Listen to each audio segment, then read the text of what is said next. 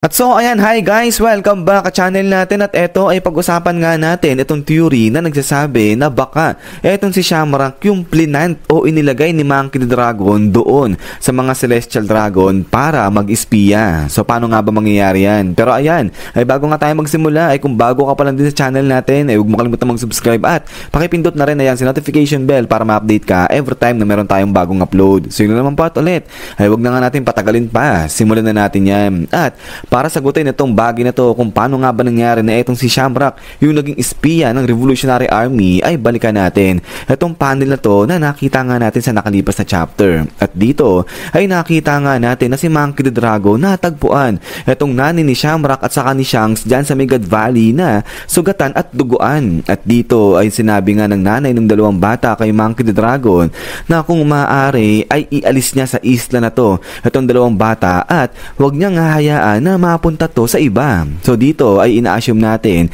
na yung sinabi ng nani ni Shamrock saka ni Shanks na don't let him have them, yung them rito ay patungkol yan sa mga Celestial Dragons. So dito ay posibleng naintindihan ni Monkey the Dragon kung ano yung mensaheng ibinigay sa kanya ng nani nito nila Shanks at saka ni Shamrock. So kaya nga dahil dyan ay posibleng nangyari na etong si Garling Figureland hindi niya talaga nakuha etong dalawang kambal niya nga dyan. Hindi niya nakuha pati etong si Shamrock at ang posibleng nangyari dito etong dalawang bata ay napasa kamay talaga yan napuntahan kay Monkey the Dragon. At eto nga yung nakita natin sa nakalipas na etong si Monkey the Dragon ay habang tumatakbo ay tangan-tangan niya na yung nga dyan etong si Baby Shanks at pati na rin etong si Baby Shamrock. At so dito na nga nag-arise ngayon yung mga speculations at saka yung mga theories na etong si Monkey the Dragon na nga yung nagpalaki at nag-alaga kay Baby Shamrock. Pero di pa rito natatapos dahil sa kabilang banda naman yung One Piece community natin, yung iba sa kanila ay iniisip kung kaya ba talagang gampanan ni Monkey the Dragon yung tungkulin na mag-alaga pa siya ng mga bata. Dahil kung iisipin sa oras na nga na to, si Monkey the Dragon ay nagsiserve pa siya sa world government bilang isang marine at yung buhay nila bilang marine ay lagi nasa panganib yan. At maliban pa nga rito ay kinakailangan ng maraming oras at saka ng dedikasyon sa pagtatrabaho nga bilang marine sa world government. So kaya nga sinasabi rito na walang panahon ito si Monkey the Dragon para mag-alaga ng dalawang bata at baka malagay pa sa alanganin yung buhay ng dalawang bata kapag kinuha yan ni Monkey the Dragon. At maliban pa nga rito ay kung matatandaan ninyo bago umalis etong si Monkey the Dragon dyan doon sa may nanay ni Shamrock at saka nga ni Shanks ay sinabi rito nung kanilang ina na kung maaari ay dalhin ni Monkey the Dragon sa kung sino man na may mabuting puso etong kanyang dalawang anak. So dito bilang pagbibigay ng respeto ni Monkey the Dragon doon sa huling habilin sa kanya ng nanay ni Shanks at saka nga ni Shamrock at alam nga rin ni Monkey the Dragon sa sarili niya na hindi magiging ligtas yung buhay ng dalawang bata kapag yan ay napunta sa kanya. Kaya dito na nga nag-decide ngayon si Monkey the Dragon na ilagay sa mga treasure chest na nga na ito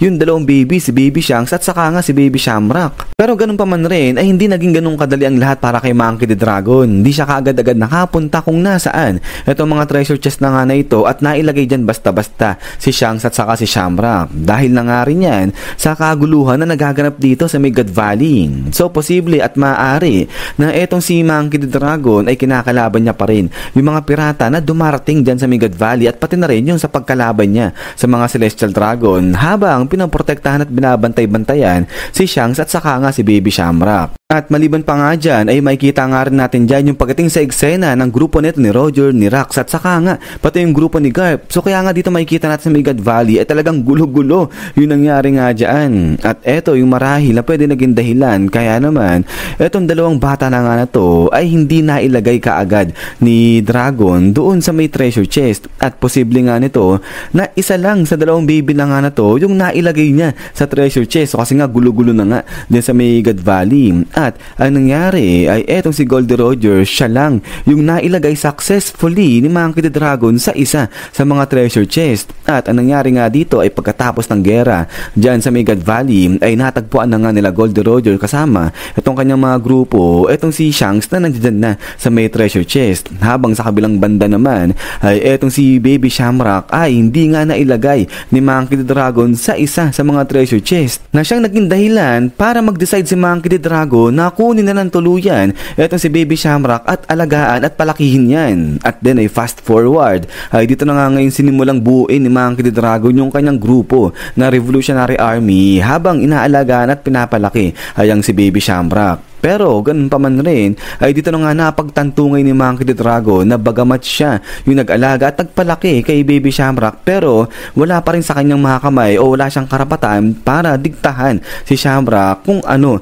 yung kanyang tatahakin sa kanyang buhay at wala siyang karapatan para kontrolin ang buhay nito. So kaya naman pagdating ng tamang panahon ay dito na nga ngayon sinabi ni Monkey D. Dragon kay Shamrock yung kanyang tunay na pagkatao at pagkakakilanlan, at lahat-lahat pati patungkol sa mga Celestial Dragon kung saan siya nagmula ay sinabi na nga rin ito ni Monkey D. Dragon. At ngayon na alam na nga ni Shamrock kung ano yung kanyang tunay na pagkakakilanlan, kung sino siya at pati yung patungkol rito sa mga Celestial Dragons, ay dito na nga dumating yung tamang oras na kung saan ay kailangan ng pumili ngayon ni Shamrock kung saan siya pupunta at saka kung saan siya mag-i-stay. So dito ba siya pupunta sa may Holy Land kung saan nakatira itong kanyang ama at pati na rin itong mga Celestial Dragons, o di naman kaya ay mag-i-stay pa rin siya rito sa Revolutionary Army at sasamang lalaban sa ang mga ito laban dito mismo sa world government. At then ay dito na nga ngayon nag-decide si Shamrock na pumunta at bumalik doon sa may Holy Land kung nasaan itong mga Celestial Dragons pati na itong kanyang ama na si Figureland. Pero hindi para maging kaisa niya itong mga Celestial Dragons, at mas lalong hindi para makasama niya itong kanyang ama na si Garling Figureland at sumunod sa yapak nito. Kung hindi, pinili ni Shamrock na bumalik dyan sa may Holy Land para manmanan at labanan itong grupo ng Celestial Dragons pati na itong grupo ng world government. So dito sinasabi pa nga na baka nga itong si Shamrock pa yung naging dahilan kaya nakaligtas si Genie sa kamay naman nito ni Saturn. So alam natin na itong si Saturn ay di ba nga pinakidnap niya ni itong si Genie, at may kung ano-ano siyang ginawa dyan, pinag-eksperimentohan niya itong si Genie. So hindi naman talaga totally nagawa ni Shamrock na mailigtas yung buhay ni Genie. Pero ang pinupunto lang rito ay di ba alam naman natin na naging failure itong si Genie sa ginawa sa kanyang pag-eksperimento ni Saturn. So now, ang tanong nga ay kung failure itong si Genie ay parang most probably niyang papatayin na yan ni Saturn, din na nahayaang mabuhay pa kasi failure naman siya. Pero nakita natin na itong si Genie nagawa niyang makaalis dyan nga sa kamay ni Saturn. At dito sinasabi na posibleng nagawa ni Genie dahil na rin sa ginawa ni Shamrock na kinausap niya most probably etong si Saturn na kung maaari ay palayain na lang, paalisin na lang yung si Genie. Total naman ay failure yan at di na rin magtatagal yung buhay nito. So sa ganung paraan ay nagawa nga ni Genie na makausap muli ayang si Kuma at mailigtas din pati yung buhay nga ni Bonnie. At then ay pagkatapos nga nito is yan guys, so hanggang dito lang muna itong video natin o yung review natin sa theory na nga na to na nagsasabi na baka itong si Shamrock yung plinant ni Monkey D. Dragon na espiya doon sa grupo ng world government, at especially doon nga sa may mga Celestial Dragons na kung nasaan yung mga Holy Knights. So yan guys, kayo ba sa tingin nyo? Posible nga bang mangyari yan? So ito parang goods naman yung theory na nga na to, pero kasi parang ang dami nang lumalabas nga kung sino yung mga espiya na nilalagay nito ni Monkey D. Dragon doon sa grupo ng world government. So noong una lumabas si Gunko, di ba pinagkamalan rin yun sinabi rin na baka siya